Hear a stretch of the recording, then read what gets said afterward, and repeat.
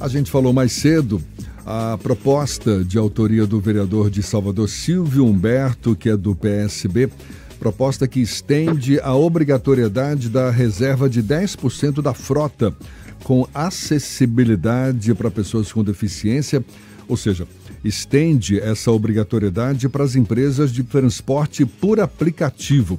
Proposta essa já sancionada pelo prefeito Bruno Reis. A lei oferece modificações fundamentais na mobilidade das pessoas com deficiência na capital baiana. E a gente quer saber melhor como é que vai ficar a partir de agora, enfim, os benefícios para quem precisa desses ajustes no deslocamento por meio de transporte. Conversando com o autor da proposta, o vereador de Salvador, Silvio Humberto, do PSB. Conosco mais uma vez, um prazer recebê-lo aqui. Tudo bom, Silvio? Bom dia para você. Tudo bom, Jefferson? Bom dia, Jefferson. Bom dia, ouvintes, Ernesto. É um prazer retornar aqui mais pela manhã, assim, fazer essa conversa e depois estar aí ouvindo a fala de Levi, né, sobre essa situação de indignidade.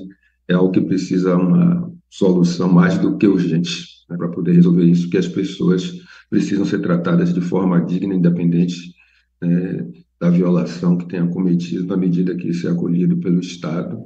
Precisa, de fato, o Estado cumprir com o que está garantido, sobretudo, na Constituição.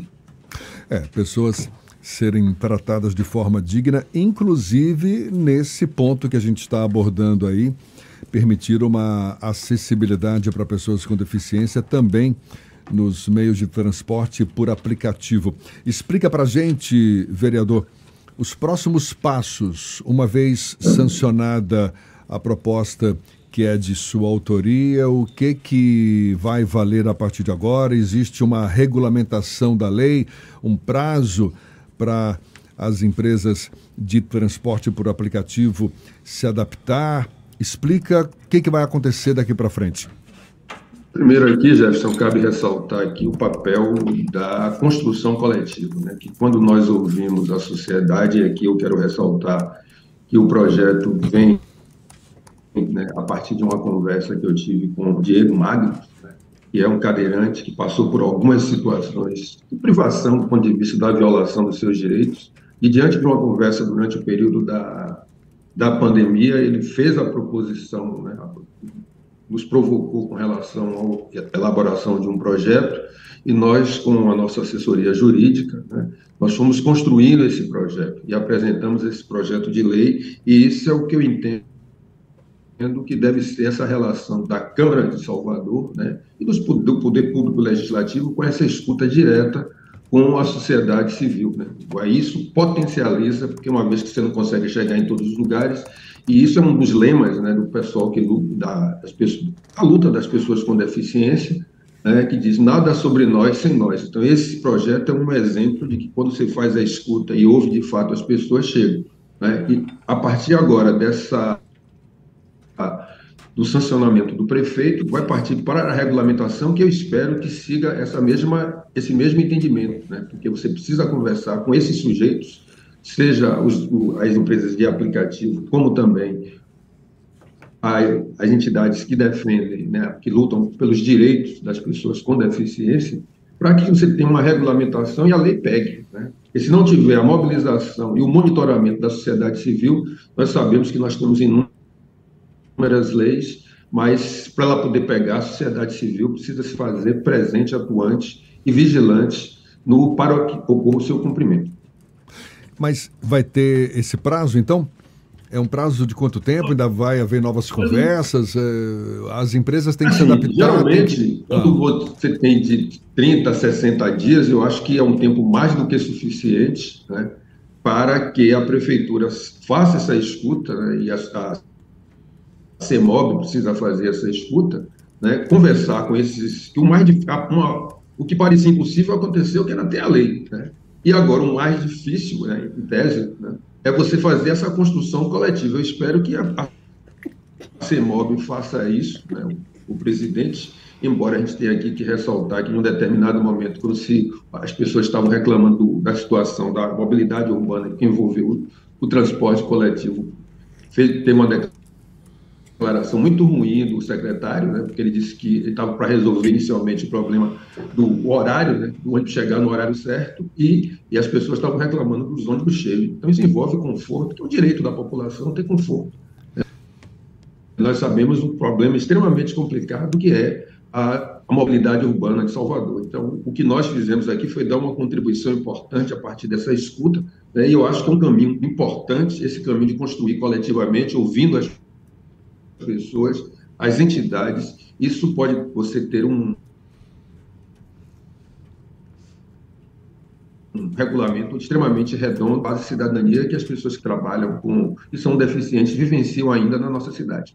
Silvio, e quando a gente fala de permitir uma acessibilidade de pessoas com deficiência nesse transporte por aplicativo, estamos falando de quais mudanças específicas nos veículos? Porque pessoas com deficiência, estamos falando de pessoas com dificuldade de mobilidade, pessoas com deficiência visual, deficiência auditiva.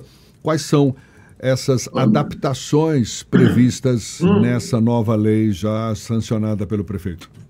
Na verdade, assim, você tem esse estatuto das pessoas com deficiência, e, na verdade, o que nós estamos fazendo é justamente trazer isso, estender isso aos veículos, os aplicativos, né? Veículos por aplicativo. Um desses, você tem que ter um espaço para as pessoas, sobretudo, sua cadeira de garantir a acessibilidade dos cadeirantes, né? Então, você pode ter um espaço, né, colocar as cadeiras, você tem que ter um treinamento também desse profissional, né? Você tem o áudio descritivo que você pode utilizar justamente para que as pessoas que tenham deficiência, né, possam, essa coisa da audiodescrição, isso também ajuda, né?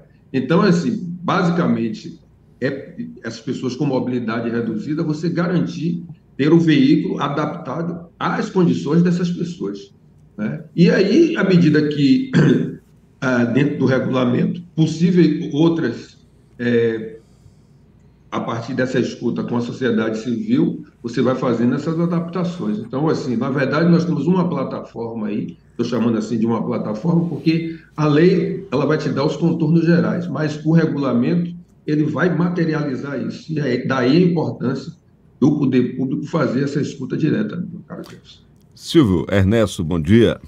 Bom dia, Ernesto. Silvio, essa regulamentação, ela é portaria, é um ato baixado pela CEMOB, pelo prefeito diretamente, ou tem que voltar para a Câmara para uma legislação complementar? Não precisa voltar para a Câmara, ele vai fazer o decreto, aí o secretário, você tem um prefeito também, mas aí já é o papel do Poder Executivo. Perfeito, esse era o ponto que eu queria te perguntar, porque você citou uma opinião mais resistente do secretário,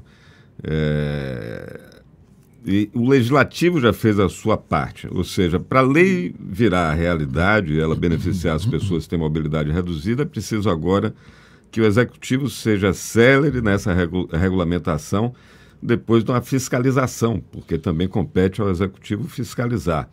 Mas eu te pergunto, acrescento uma pergunta aqui, que tipo de incentivo os motoristas de aplicativo vão ter, os próprios taxistas, para fazerem também as adaptações nos seus carros? Porque isso certamente vai ter custos também. Há previsão de algum tipo de incentivo ou haverá uma tarifa específica para isso? Olha, o que a lei prevê é que você não pode ter custos aí onerando o usuário. O passageiro. Você não vai cobrar uma tarifa diferenciada para esse usuário. Por isso, Ernesto, a importância de você ouvir também as empresas, né, de aplicativos, para que se encontre aí, a partir dessa escuta, né, o desdobramento disso. Se vai ter um incentivo, se vai ter algum outro elemento que venha evitar, que também onere esse profissional, né, porque nós sabemos que esse processo de uberização da vida termina sobrando para a parte lá na ponta, que é o motorista, né? E aí, na medida que diz que que, na verdade, o que se observa é que quase todos os custos terminam onerando esse profissional, mas eu entendo que isso já está previsto, né, no estatuto, né, das pessoas com deficiência, que já garantem isso, já tem uma experiência com os motoristas de táxi, você vai fazer agora uma adaptação, né? Então, é por isso da importância de se fazer, não pode ser algo decidido de cima para baixo, construir um regulamento de cima para baixo. Eu acho que você precisa, nesses novos tempos que nós estamos a viver, né? Pegando aí o lema da união e reconstrução, eu acho que o melhor caminho é quando você faz essa escuta de verdade, essa escuta verdadeira, porque aí, quando em tese, né, colocando algumas aspas, quando o jogo é combinado, ganhamos todos. Mas você estava destacando agora há pouco que essa proposta foi resultado de uma articulação coletiva, de vários, né, segmentos terem sido ouvidos e tal. Ou seja, esse tema não foi colocado em discussão? O custo dessa mudança para os veículos?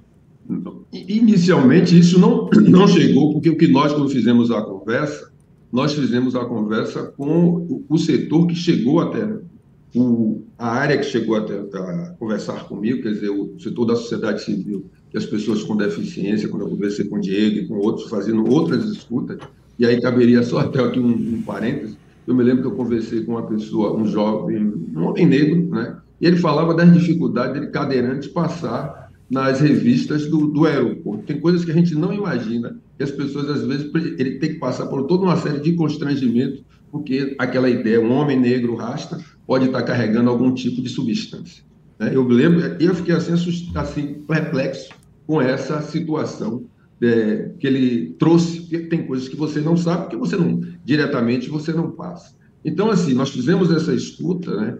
E tem essa área da incidência, eu acho que caberia mesmo essa conversa com a prefeitura e os motoristas, né? A Uber, a 99, todas essas empresas, porque assim, as empresas não podem só olhar em um lucro, ela precisa ter a responsabilidade social. Então, essa responsabilidade social precisa entrar nessa conta, né? Porque não basta só fazer a propaganda que está incluindo, que vai melhorar, está garantindo qualidade de vida no transporte, né? O direito à mobilidade urbana como um direito. As empresas precisam incluir, não repassando isso para os seus motoristas, mas isso ser parte da responsabilidade social dessas empresas.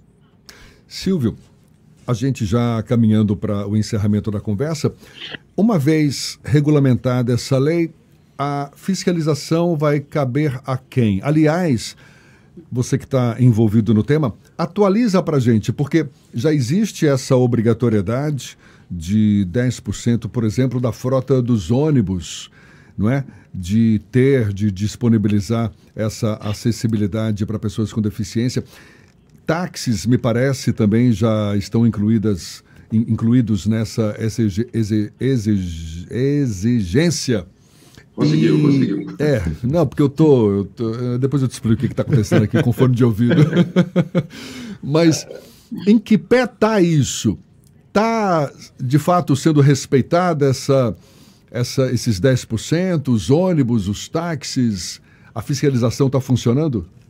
Olha, eu diria, meu caro Jefferson, que isso é crucial, porque as pessoas precisam entender que não basta só a gente fazer esse trabalho de aprovar a lei.